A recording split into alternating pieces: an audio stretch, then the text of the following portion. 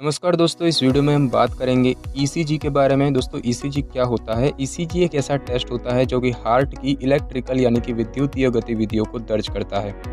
Heart की प्रत्येक धड़कन एक विद्युत आवेग की वजह से होती है, यानी कि इलेक्ट्रिकल सिग्नल की वजह से। और इस आवेग से हार्ट की मांसपेशियां संकुचित हो जाती है और हार्ट से जो खून है वो प्रवाहित करती है। ईसीजी से आपके डॉक्टर को यह पता चलेगा कि क्या विद्युत आवेग जो है वो सामान्य है, तेज है, धीमा है या अनियमित है।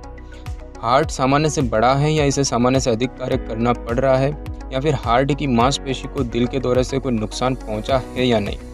सबसे पहले बात करते हैं कि ये क्यों किया जाता है, इसका पर्पस क्या है। तो इलेक्ट्रोकार्डियोग्राम आपके दिल की विद्युत गतिविधि की एक तस्वीर को रिकॉर्ड करता है, लेकिन ये केवल उस वक्त ही हो सकता है जब आपको मॉनिटर किया जा रहा हो। हालांकि कुछ हार्ट की समस्याएं आती जाती रहती है और इन मामलों में आपको अधिक देखभाल की आवश्यकता हो सकती है। अगर हम बात करें स्ट्रेस टेस्ट की, तो कुछ हार्ट समस्याएं केवल व्यायाम के दौरान प्रकट होती है। तनाव परीक्षण यानी कि स्ट्रेस टेस्ट के दौरान व्यायाम करते समय आपका एक ईसीजी होगा, और आमतौर पर इस परीक्षण को करने के लिए आपको ट्रेडमिल पर दौड़ने को कहा जाता है। दूसरा है होल्टर मॉनिटर। तो होल्टर मॉनिटर आपके दिल की गतिविधि 24 से 48 घंटों तक रिकॉर्ड करता है, और इस दौरान आपको डॉक्टर को अपने लक्षणों के कारण की पहचान करने में मदद करने के लिए अपनी हालत का रिकॉर्ड रखने को कहा जाता है। इलेक्ट्रोड्स एक पोर्टेबल बैटरी संचालित मॉनिटर है जिनको आपकी छाती पर लगाया जाता है। और इसके बाद बात करते हैं इवेंट रिकॉर्डर की। तो ऐसे लक्षण जो अक्सर नज़र नहीं आते, उनकी पहचान करने के लिए एक इवेंट रिकॉर्डर की आवश्यकता हो सकती है। और यह होल्टर मॉनिटर के जैसा होता है, लेकिन यह आपके दिल की विद्युत गतिविधि उस समय रिकॉर्ड कर लेता है जब लक्षण सामने आते हैं।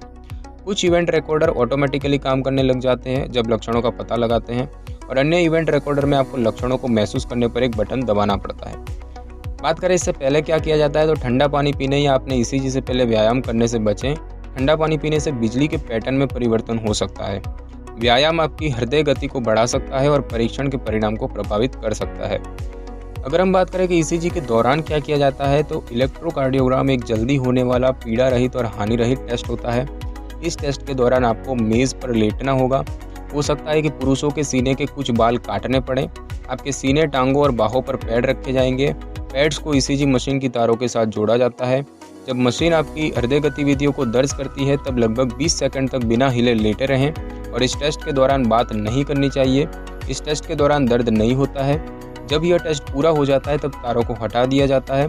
टेस्ट वाले दिन किसी भी प्रकार के लोशन का उपयोग ना करें, क्योंकि इससे इलेक्ट्रोड नामक चिपकने वाले पैड्स को अच्छी तरह से चिपकने में दिक्कत हो सकती है। टेस्ट के दौरान ऐसे कपड़े पहनें जिसमें पैड आसानी से आपके सीने पर रखे जा सकें, या इसके अलावा आप हॉस्पिटल गाउन भी पहन सकते हैं। दोस्तों, इसके जोखिमों की बात करें तो कुछ लोगों को त्वचा पर चकत्ते हो सकते हैं जहां इलेक्ट्रोड लगाया जाता है, लेकिन यह आमतौर पर इलाज के बिना ठीक हो जाते हैं। स्ट्रेस टेस्ट के दौरान दिल का दौरा पड़ने का खतरा हो सकता है, लेकिन यह ईसीजी से नहीं बल्कि व्यायाम से संबंधित है। ईसीजी बस आपके दिल की विद्युत गतिविधि पर नज़र रखता है, और यह बिजली का उत्सर्जन नहीं करता है और पूरी तरह से सुरक्षित है। अगर हम इसके बात करें परिणामों की, रिजल्ट्स की, तो इलेक्ट्रिक एक्टिविटी के पैटर्न को समझने के लिए आपके डॉक्टर ईसीजी रिकॉर्ड की जांच करते हैं। इलेक्ट्रिक एक्टिविटी ईसीजी पेपर पर ऊपर नीचे जाती लहरों के रूप में दिखती हैं। अगर हम बात करें नॉर्मल रिजल्ट की, तो ईसीजी में यदि डॉक्टर को नॉर्मल पैटर्न मिलता है, तो इसका मतलब है कि आपके दिल की धड़कन और लय जो है वो नॉर्मल रेंज में है, और आपके दिल की इलेक्ट्रिकल सिस्टम में कोई भी अनियमितता नहीं पाई गई है, किसी तरह का कोई नुकसान भी नहीं पहुंचा है।